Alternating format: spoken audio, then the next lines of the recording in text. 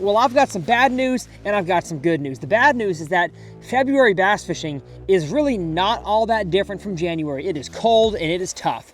But the good news is the bass have got to eat something, so it might as well be your lure. So in today's video, I'm going to break down which lures I would recommend for the month of February, no matter where you fish, from the bass boat, the kayak, or if you're bank fishing ponds. And I'm going to break down these lures based on different regions of the country. So the northern region, the southern region, and I'm going to be on location in Florida because this month is different for you guys than practically anywhere else the rest of the country, and fishing is pretty good.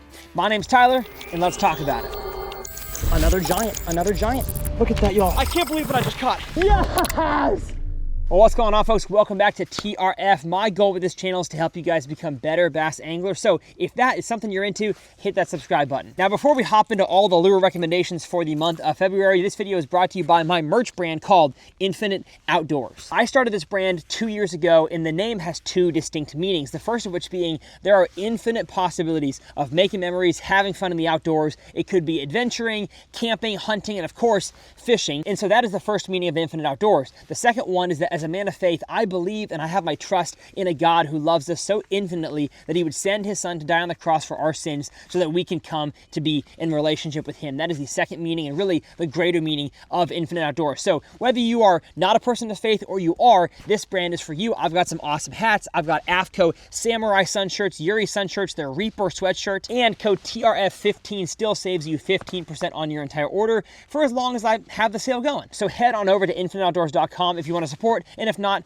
totally cool. So like I mentioned a second ago, there's some good news and bad news. Good news is the fish still have to eat, but bad news is it's really still slow. I don't know about y'all, but February, at least in Texas, is usually our actual coldest month of the year. In my mind, I feel like spring is coming. It's got to be getting warmer and ramping up. And at least maybe where I live in far north Texas, February is still pretty dang cold. And so I'm going to start by talking about the lures I recommend for pond fishing, big lake and small lake fishing for you guys who live in the northern region.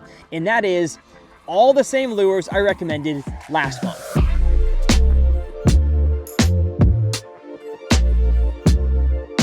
Now, I'm sure a few of you are saying, Tyler, what the heck? The same exact lures you recommended for wintertime fishing and January bass fishing? Why not some variety? Well, it's because I highly doubt your bodies of water and the fish in them have gotten any closer to whatever you consider springtime. And so why would you change the lures if that's the only stuff that works? For the vast majority of y'all who fish in the northern region, matter of fact, I can probably bet my bank account and say 100%, you guys have not had enough warm fronts and for sure not enough warm rain to change the water temperature, the ecosystem, and of course, the fish's behavior to get them closer to whatever you would consider springtime. So the same exact lures I recommended for wintertime fishing are still working for y'all in February. Even if they don't work very well, they still are the only stuff that works because it's still wintertime. So if you want to throw a soft plastic worm, I would highly recommend doing that in two main ways. The first of which being a drop shot and the second of which being a Ned rig. I'm not going to go super in depth about these. You can watch my wintertime lures video. I will have linked in the video description. But as far as your two worms that you should throw, if you have bigger fish in your body of water or maybe a little bit more stained water, I would go with the Strike King filler worm. It is this worm right here. It's just a straight-tailed salt-infused worm. Is I believe a 6-inch. Yes, I have a 6-inch one. But one that I've been really dabbling with, y'all have seen here on the channel, is the 4-inch Super Finesse worm. This here is made out of the Elastec type material, super stretchy, kind of hard to rig, but not impossible. A Ned rig is a Ned rig. I don't have to show you that. If y'all in the north want to be adventurous and maybe you think the fish have gotten a little more active in your body of water, maybe the water's warmed up a few degrees, you can throw a lipless crankbait either in a crawfish color, my favorite for the month of February, or a little shad color. But I really think the suspending jerkbait and the jig head minnow are the two best ways to go in the month of February to catch bass no matter where you live, especially if they're eating threadfin shad, because these two are kind of threadfin sized. But in all reality, fishing is dang tough for you guys in the north. At least if you have ice on your lake, you can ice fish, right? The only lure I would recommend as a crossover lure category for both regions, northern and southern, is going to be the spinnerbait.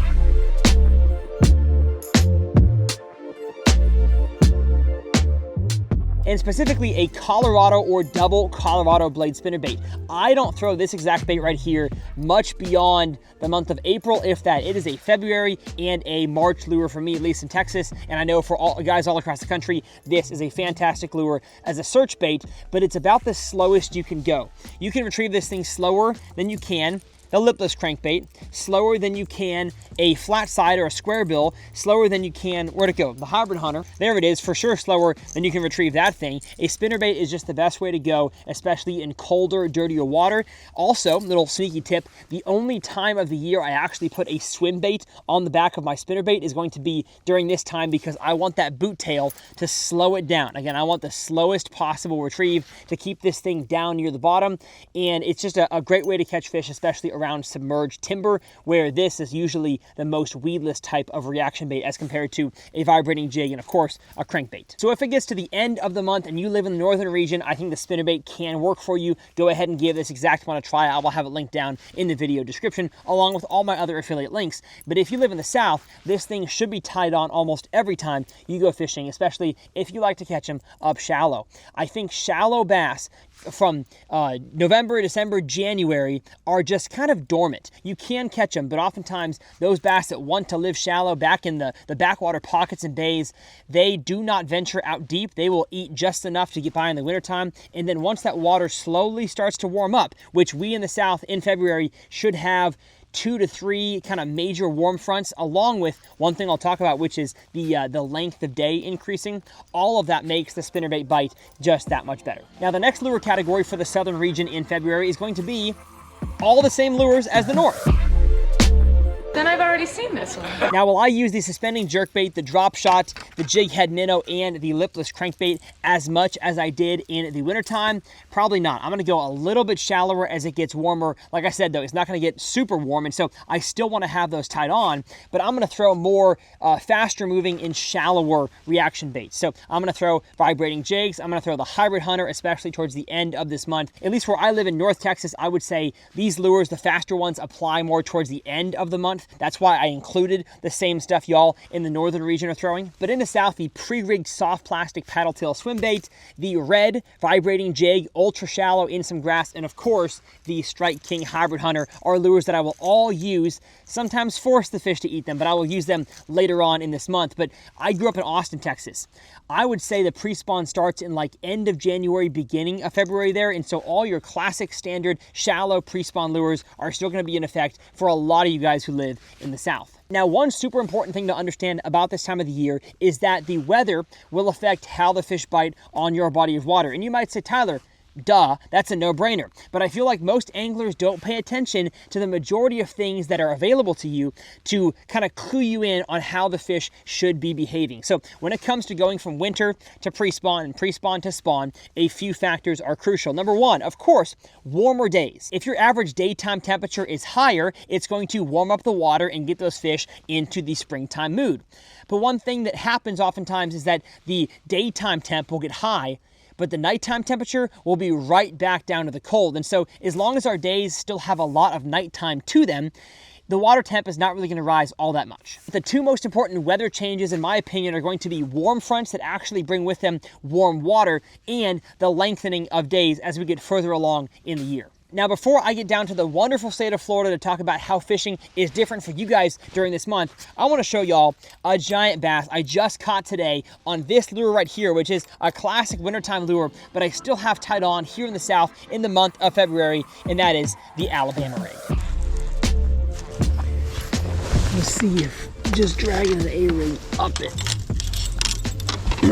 reveals anything that was there. Ouch. Oh, hello. Did not see you, fish. Where have you been? Oh, goodness. Oh, goodness. I got something big. I got something big. Oh, yeah. Oh, yeah, baby. Come on. Come on. Yes. Yes, yes, yes, yes, yes. Holy cow. Holy cow. Giant. Giant, giant, giant, giant, giant, giant, giant, giant, giant. Oh, ho, ho. Come on now. Come on now. Come on now. Come on now. Yes! Yes! Yes! I knew there were big fish that would sit on this roadbed, but dragging a Carolina rig, I got nothing. And I thought, you know what, I'm gonna make 1 or 2 casts down there, see if I can draw something off the bottom with the A-rig. And we got ourselves a winter time giant. 8 pounds, 9 pounds, I don't know, it's big. I gotta get a picture of this one. Yes, sir. Strike King, Swim and Shiner. Roadbed, baby. Stinking, I don't know, 8 pounder, maybe bigger. And I've got to zoom my camera all the way out just to show y'all this. What an absolute lunker. I mean, it could go 10 pounds. I don't know, I'm guessing it's like 8.5. That's a big one. So here we are in the great state of Florida, also known as the Sunshine State, or at least California and Florida fight over that description, but I'm excited to complete our first ever dual location of tips videos. Now, why am I here in Florida? Well, I'm here because I want to, of course, have better weather. Texas, it's been cold, and the fishing, as I talked about, can still be tough in this month. But in Florida, it starts to get really, really good all across the state in this month. But just because fishing can be really good doesn't mean it's totally easy. And so I want to talk about kind of the 3 regions, the southern region, the central, and the north, that Florida is comprised of, because each one of them acts differently during this month. If you live in or are planning on traveling down to visit the Broward County area, so that's kind of the south, West Palm Beach, Fort Lauderdale, Miami area, the month of February consists of a lot of pre-spawn to spawning bass. Sometimes you may have had bass spawn in January. Because South Florida especially has beautiful weather all throughout the winter, there's not really like an internal clock in the mind of a bass to know when the pre-spawn starts and when the spawn starts. And so it's not like 1 month hits or one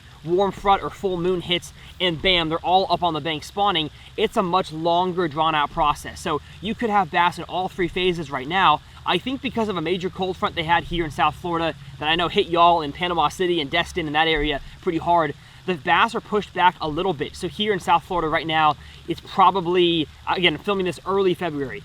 It is pre-spawn to definitely some fish spawning up on the banks. I caught a ton of fish yesterday, like 1.5 foot of water. So they are up shallow, spawning or getting ready to spawn in. So that's the Broward County area. And the good thing about your area is that you've got peacock bass, you've got snakehead. There are so many different fish you can catch, and they are up shallow. I even watched some get caught yesterday on topwater, on a topwater frog. And so lures for your area, I would recommend stuff that is moving and stuff that is shallow oriented. So a swimming worm is a fantastic lure for this time of the year in South Florida. I know it's a killer on big lakes like Okeechobee and all the swamp lakes kind of in the central region. A swimming worm is fantastic, and if you just chop off the swimming tail, it becomes an ocho, which is a stick bait. And so if you get in an area that you know fish are at, a worm is a fantastic way to catch them, and I would go with a more subtle worm like a swimming worm or just a straight-tailed Senko style. Now, if you want to fish something a little bit faster, the 2 main ones that I had success on yesterday, I can say this works because I caught them yesterday, is a vibrating jig and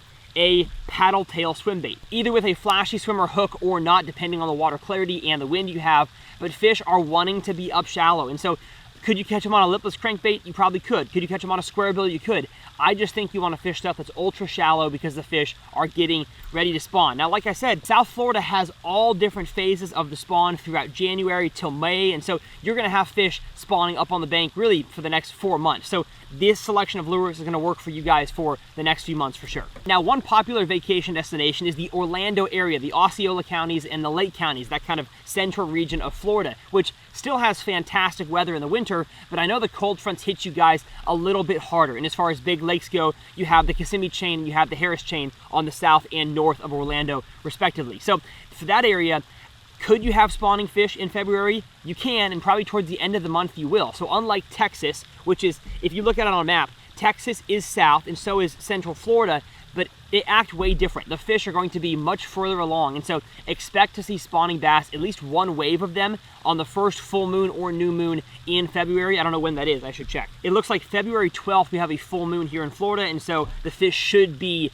if they're not spawning, they're pretty dang close in the central region. So a lot of the same lures are gonna work, but I would really lean into a little bit deeper. So maybe instead of a 3/8 ounce Thunder Cricket, throw a 1/2 ounce. Instead of a 1/4 ounce lipless crankbait, throw a 3/8 or a 1/2 ounce. Still fast moving lures, but you can fish them a little bit deeper because the fish may not, at least when I'm filming this video, be super, super shallow, but they will get there at some point this month. And that leaves us with one more region of Florida, and that is the northern region. And just like the beginning of this video, I'm gonna say I've got some good news and I've got some bad news. The bad news is that the month of February fishes a lot for you guys like the rest of the southern region. So your bass are not gonna spawn as early as the southern region of Florida, but the good news is your bodies of water are still, in general, on average shallower than the rest of the lakes in the southern region. So your fish are going to be a little bit ahead. It may take 1 or 2 more warm fronts and maybe past the full moon into the next new moon to get fish to move up and spawn, but the fishing should be fantastic by the end of this month, just like it is in Louisiana and Texas and